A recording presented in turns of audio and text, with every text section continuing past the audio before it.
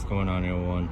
I wanted to show you guys what's going on with this ADU build that we're trying to do here in Huntington Beach, the back of the house right now. We're towards the back. You can see all the way over there. That's the front of the house, but coming up into this ADU, we got this slope coming up. There is a bridge behind this easement wall back there. But the situation you may be facing if you have similar type of construction going on is retaining walls as you slope up. So you can see there's a retaining wall there, got another retaining wall here, and we are building it right here on this plot of land right here. Before, there was a lot of vegetation here, a lot of trees, like this persimmon tree, for example. This is one of the trees that were up here, but there was at least 10 trees total. So we had a lot of issues with trying to get the trees out of the soil and all of the trunks, roots, all that good stuff, so that when we did cut into where the footings are going to be, as you can see, the contractor laid out the footing with some string line all the way around. Now this is essentially the way the house is going to sit. There is a jog over here that is going to kind of come out a little bit more for the kitchen area. They haven't finished this yet, but it jogs out a little bit, steps out, and then steps back in over there, as you can see. But they started working on this. This is essentially day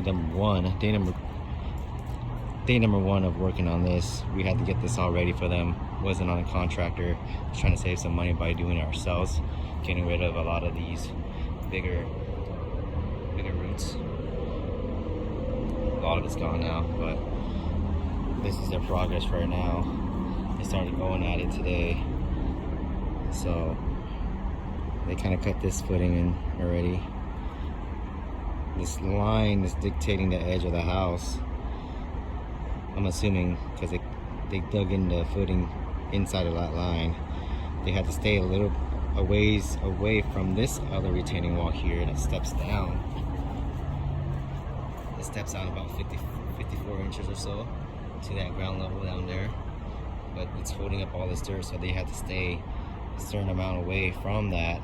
Engineers came here, did some measurements, design and detail on all this stuff, but we can't, our footing over here, our footing can't come up too high where we're imposing a lot of that pressure at a 45-degree angle, pushing up against this retaining wall. So we have to kind of go deeper or push the whole house back, and that's what we chose to do. We went further back towards that existing slab over there, or I should say, it's just they just poured that to retain the wall, to help that wall retain all that dirt and other items, vegetation back there. But we had to kind of dig a little deeper and pushed it back, so we're not imposing a lot of pressure on this retaining wall right now. So they got this far back. This is just day one of them digging. So the problem that we have is these guys right here. You can see this was part of my contract. I have to get rid of this as a homeowner. I'm gonna get rid of this in a few minutes, but that, you see this one right here, to kind of cut it.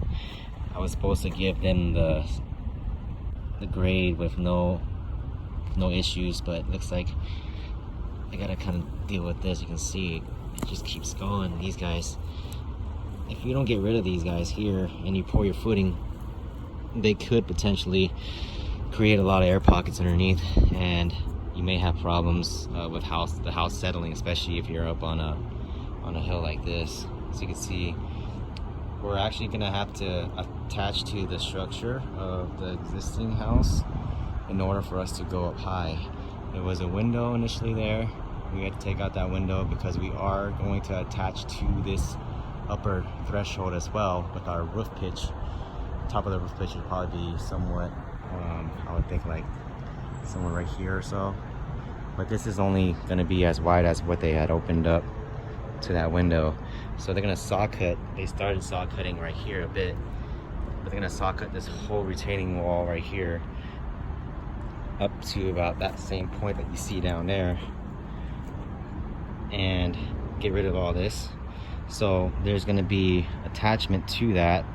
We're going to utilize, I'm not sure we're going to use that hole, I think that was existing, but we're going to have to plumb, that's a clean out, but we're going to have to go into this space underneath the existing house and tap into the 4-inch drain that's down there, obviously kind of sloping up into our slab on grade over here.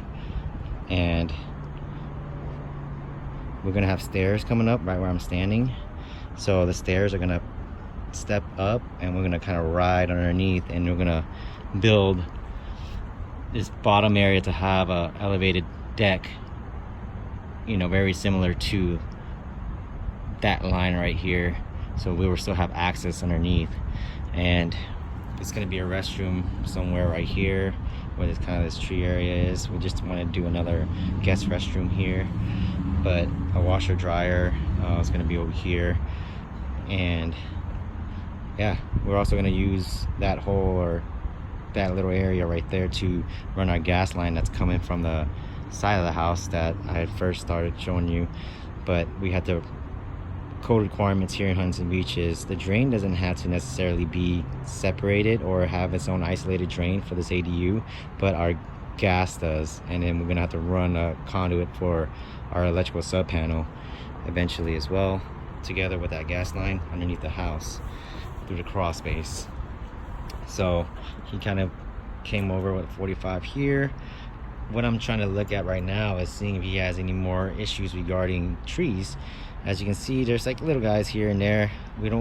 These little ones aren't as you know, bad as far as these bigger guys that we had to get rid of for sure. Over here, all this dirt's gonna come out anyway, but I am gonna try to help out and just kind of come back this way and try to figure out where it's coming from and get rid of it. Same with that guy there. It's going this way. It's kind of turning right there. I'm gonna dig it up a little bit, get rid of it for the contractor. They're gonna come back tomorrow. And they kind of started getting rid of all this stuff right here, you can see.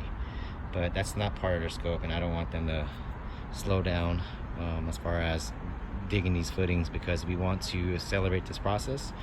This ADU is going to be roughly around 900 square feet, I believe, with this addition. So we got the addition coming out from there. It's gonna come across all the way, and it's gonna stay up pretty high. So it's gonna come all the way across and then attach to our structure. Stairs come up here, and we can enter our space right there into a hallway. But our front door is gonna be on that side, where that kind of next to that green cart. But you'll see more as we progress. I just wanted to document this beginning stage so you kind of see what's going on. They had to compact this footing area to a certain, around the whole footing area to a certain percentage. Not sure what the civil engineer said. After we got a grading and soils report, they told us what the compaction rate was supposed to be at. Typically what I see in most cases is 95% compaction on where a lot of the load bearing areas are. But I'm not an engineer, but just from experience of working on a lot of sites, that's what we hear about. So like I said, this is not my scope.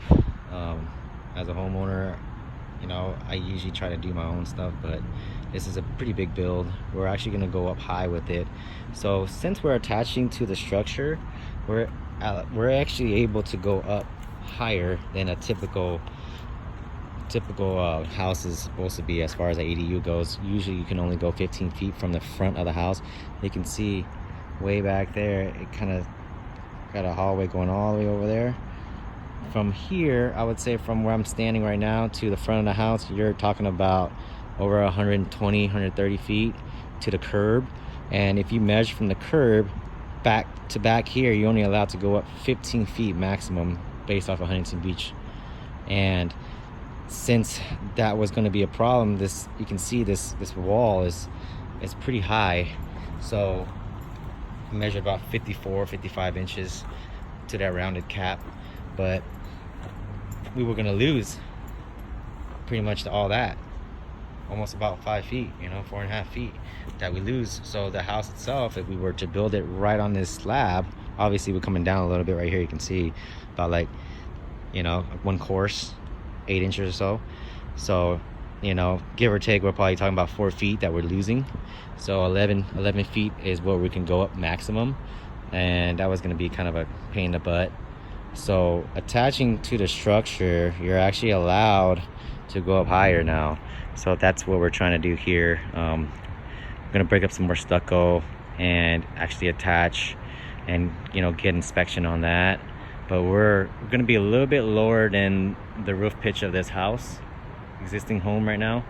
So we were able to go with 1 bedroom, open concept living room, 1 bathroom, master bathroom, and then we're gonna have a spiral staircase that goes up to a loft above this. These footings are gonna be poured for two stories. So 2 stories, the footing itself, and then all the way around the perimeter we're using, you know, big lumber to support the weight. Essentially, if we wanted to do addition and put, like, the bedroom goes right here, we just have a standard roof on it right now. You know, we didn't want to spend too much, but the contractor is charging roughly around $149,000 for the core and shell portion of this job, which means and the foundation. So all this demo work that they got to do, all this footing, framing, as far as forming up all the footings, and also, you know, continuing on to the framing of the whole house, the exterior stucco, windows, doors, the roof installation, drywall, get it ready, prepped, ready for paint. Now my job, so that's the price tag right now, $149,400 for the core and shell of it. Now that's not including planning, you know, planning, engineers. I had to get a soils engineer first and foremost to test the soil to verify if we can even build, and it's going to have enough ability to compact to a situation where we can actually build on this. So we had him come out first. I had an architect draw, design. He's basically design building. He's also my general contractor, facilitating all these build outs. It's all his contractors that he's using, but he's also the architect. So I was working directly with him on planning and how visually this house is going to look. And so that's the price tag so far for that, for just the house build. But when I add the surveyor, we have to get topography, that a surveyor that comes and plots all the points of the house, existing structure, any concrete, like basically every point you can think of. They're plotting it and putting it on a plan, drainage plan. They also deal with facilitating certain inspections. So we had them come out and do all that, and the civil engineer obviously testing the soil. He's going to be here for the compaction. He's going to check the compaction. He's going to check the concrete and all that good stuff. Then for just so for right now, and then we have to get rid of a lot of trash that was back here, a lot of trees. And with that, all the trees that were back here, all the trash, hauling, renting a dumpster for all the trash, hiring helpers here and there. I didn't really hire too much labor because, you know, it was a lot of our trash, and I felt like a lot of stuff was just things that we had piled up. As you can tell, it's a big house. We got a lot of people living here. Had a lot of crap piled up for years on end. So I try to save money in that aspect by taking care of the trash myself. But we had to rent dumpsters. We had to still hire a landscaper or tree service guy to cut all the trees and get rid of kill the roots and stuff like that. But he didn't actually dig up everything. We had to do that by hand. You can see the way that it's all set up is kind of crappy, but I'll give you a better detail later.